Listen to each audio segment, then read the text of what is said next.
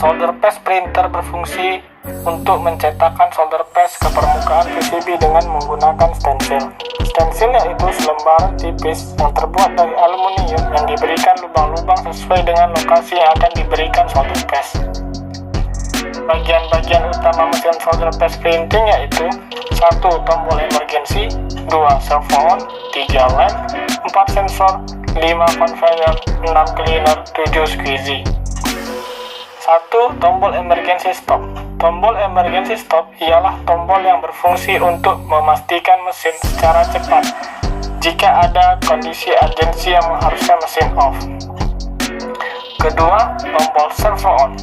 Tombol servo on ialah tombol yang berfungsi untuk mengaktifkan motor listrik pada mesin. Jika servo off, maka listrik tidak akan masuk. Ketiga, tombol lamp. Tombol lamp ialah tombol yang berfungsi untuk menghidupkan lampu pada mesin. Keempat, mesin conveyor. Mesin conveyor ialah mesin yang berfungsi untuk mentransfer PCB dari input ke output. Yang A, input, tempat peletakan PCB yang belum disolder. B, stack, tempat proses penyolderan berlangsung pada papan PCB. C, output, tempat keluarnya PCB yang telah disolder. Yang kelima, mesin cleaner. Mesin cleaner ialah mesin yang berfungsi untuk membersihkan stensil pada mesin secara otomatis. Keenam, mesin squeegee. Mesin ini berfungsi untuk menyapu atau meratakan solder paste ke permukaan PCB. 7. Kamera vision. Kamera ini berfungsi untuk mengecek kualitas PCB dan mengecek fidusial dari PCB sesuai standar. 8. Sensor. Sensor berfungsi untuk membaca gerakan pada mesin sehingga tidak terjadi tabrakan dan untuk mendeteksi jika ada hambatan pada mesin, misalnya ada sesuatu yang menghalangi jalannya mesin. Pembagian kelompok menu setup pada mesin solder paste printing yang ada board parameter, mark teaching, print parameter, pre-printing, dan print inspection. Menu setup yang akan menjelaskan yaitu pertama, board parameter berfungsi untuk menyesuaikan panjang dan lebar pada conveyor, dan mark teaching berfungsi untuk mengatur bentuk dan pencahayaan fiducial mark.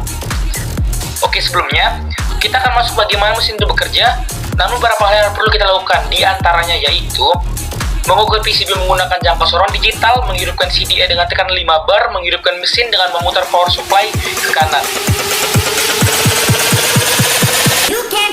Setelah kita melakukan ketiga hal tersebut, kita akan masuk ke prosesnya. Yang pertama, yang harus kita lakukan adalah mengklik SMT 200. Menu pertama dilakukan home position untuk menempatkan modul ke posisi 0. Setelah itu, klik start dengan memastikan semua menu eksis pada tampilan telah terchecklist setelah di start.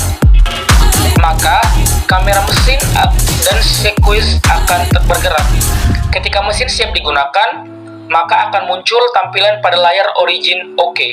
Selanjutnya, tekan menu board parameter untuk menyesuaikan panjang dan lebar PCB. Pada tampilan, terdapat menu Enter the board size untuk menentukan size PCB dengan panjang 138,64 mm, lebar 133 mm, dan ketebalan 1,6 mm.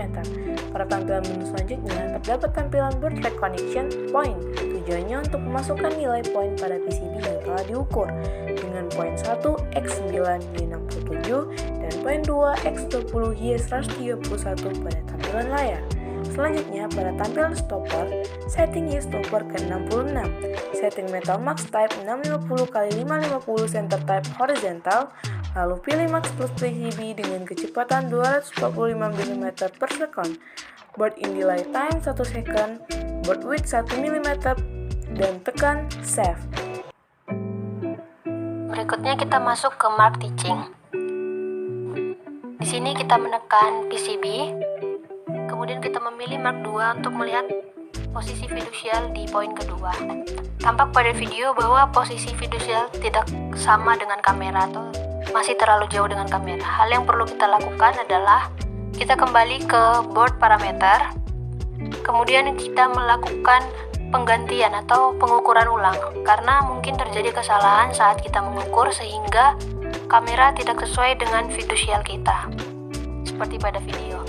Mark teaching sendiri berfungsi untuk mengatur bentuk dan pencahayaan fiducial mark. Jika sudah, jangan lupa kita save. Kemudian kita balik lagi ke mark teaching. Kita lakukan hal yang sama ke mark 2. Dan posisi fidusial sudah tepat pada kamera, seperti pada video. Kemudian kita melihat mark 1, yaitu fidusial point 1, dan hasilnya juga sudah tertangkap dengan kamera.